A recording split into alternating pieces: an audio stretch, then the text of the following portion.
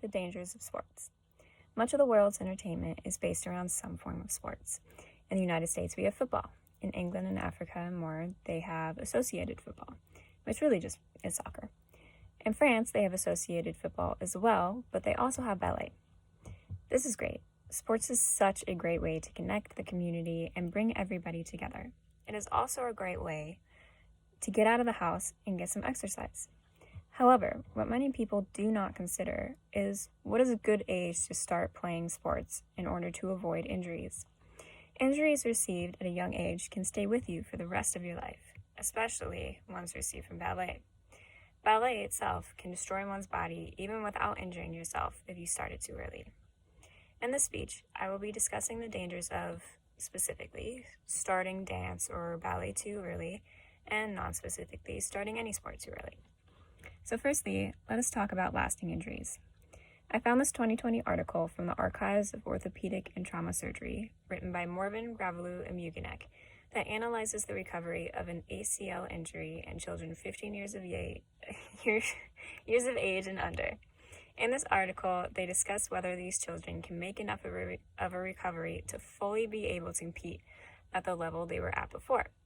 In their research, they studied kids who had different kinds of ACL surgeries. The main study, however, was on the functional surgery and healing techniques.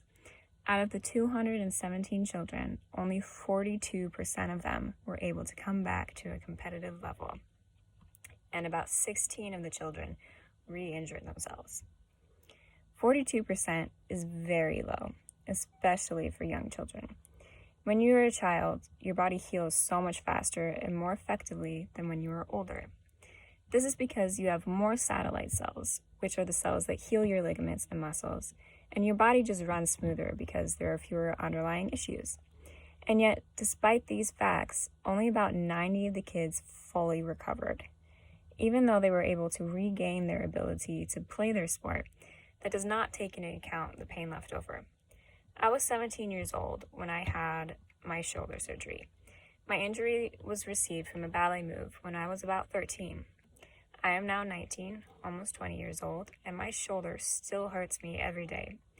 It's not as bad as it was before the surgery, but it is enough to bother me on a regular basis. This is an injury that could only be fixed by surgery, and clearly, it has not worked.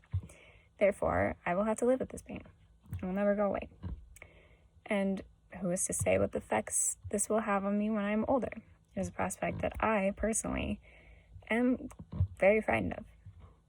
Now, let us go into why ballet is so dangerous. Ballet is all about technique. This technique is a big key into keeping the dancers from becoming injured. Many parents enroll their children into ballet when they are around 3 years old. This is not so great. Because the kiddos are so young, they do not have any concept of body awareness or much understanding of really anything. This causes them to not be able to pick up any kind of technique, and they are performing the moves possibly very wrong. This is horrible on these kids' joints, muscles, and their backs in general. Their joints are not correctly lined up, causing rubbing of the bones and/or improper pulling of the muscles and ligaments. What is so bad about the improper pull and ligaments is that once they are pulled and stretched, they do not go back to what they were before they were stretched. This can cause hypermobility and unstable joints, which will affect the person forever. Another aspect about ballet that can lead to injury is point work. So for those of you who do not know what point is a pair of shoes that allows the wearer to go up and dance on their tiptoes. These shoes are made of wood, making them very hard, and they have a flat tip. Point is extremely dangerous for many different reasons. If the dancer is not ready to go up on a point, they could end up breaking an ankle for being too weak, or they could snap their Achilles heel, or they could break toes or lose their toenails, and more. These are all injuries one could receive from just not being ready. But the dangers of not being old enough are much more dangerous. And what I mean by not being old enough is if the dancer is still growing or not. When a person is growing, their bones are elongating and changing. If you go on a point while the bones in your feet are changing, you can end up damaging them a crazy amount. It could stunt the bone growth, create stress fractures in the bone, which are just small breaks in the bone, and more. I received this information from the 2015 Orthopedic Journal of Sports Medicine. So what age should we start dancing and then progress on to point? When you start ballet, in order to not injure yourself, it will be around 8 years old. At this point in an 8-year-old's life, they are starting to remember things better, and they are beginning to have a better body awareness.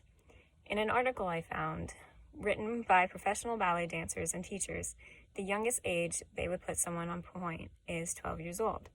This is always the go-to age. They will always the go-to age, they will say if someone asks. This is from the 2009 Journal of Dance Medicine and Science, written by Weiss, Rist, and Grossman. Of course, this is not an exact science and will therefore vary depending on the child. But in a perfect world, the ages to start ballet and point without injuring yourself is 8 and 12. Next, let us go on to other sports. I am not as knowledgeable about other sports as I am with dance, but I can guarantee you that every sport out there has very important different techniques. Let us look at football as an example. When tackling someone, I am sure there's a proper way of doing so to avoid breaking one's neck or getting another such injury.